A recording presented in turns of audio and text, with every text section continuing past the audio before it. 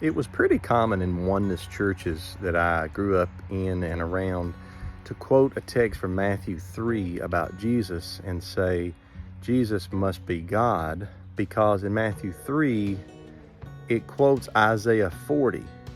In Isaiah 40, it says, prepare the way of Yahweh, make straight in the desert a highway for our God.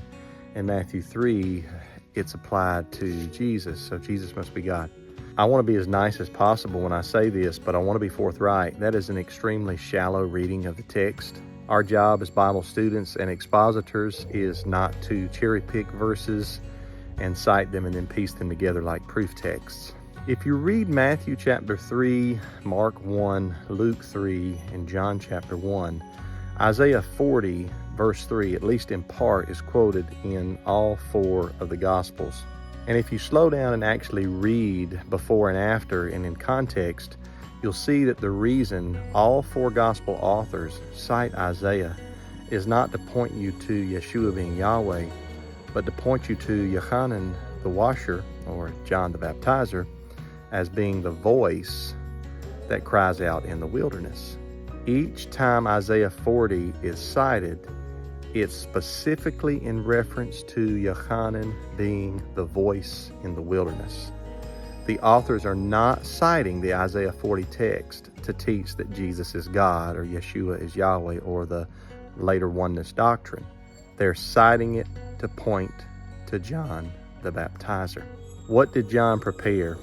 Was the point of Isaiah that John would come and cry out, and then Yahweh in person would show up behind John like he was the forerunner?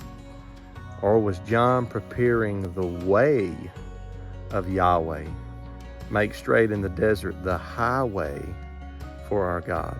I would contend that it is the way of Yahweh that Yochanan is the trailblazer of. The way or the path is used all through the Psalms.